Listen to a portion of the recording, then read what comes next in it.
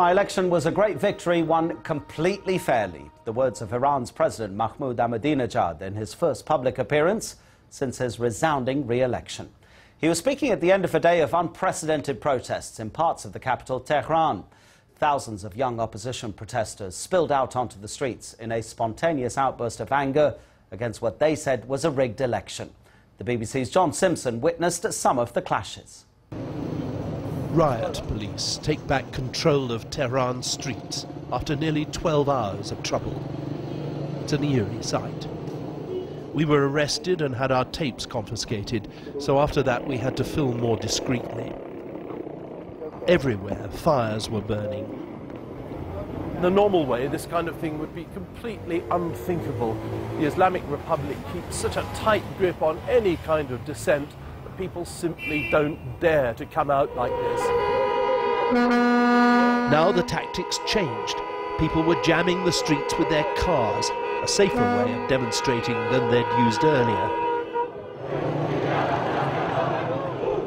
There was no planning about it and no call to come out and demonstrate. People just gravitated to the squares and avenues near the Interior Ministry, where the votes were still being counted. And when the crowds reached a critical mass, violence broke out. This in a country where for 30 years people have tended to keep their heads down rather than take on the forces of the state.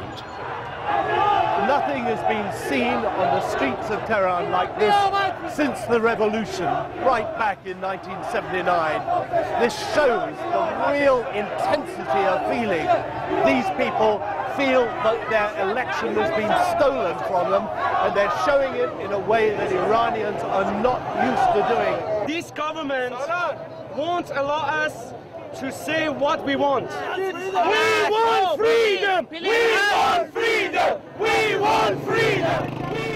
At least 4 police motorbikes were burning in the middle of the street. The crowd had chased the riders off and beaten them. And when a secret policeman tried to stop us filming, the crowd turned on him and chased him away. The country's religious leadership has called on people to respect the result of the election.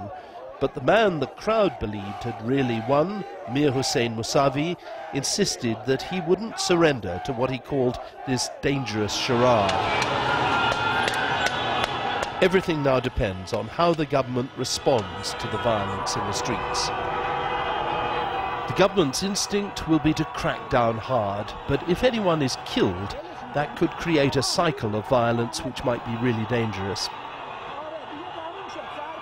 Tonight we're hearing reports of trouble in big cities across the country.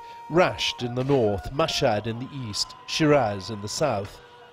This is a dangerous moment for the Islamic Republic.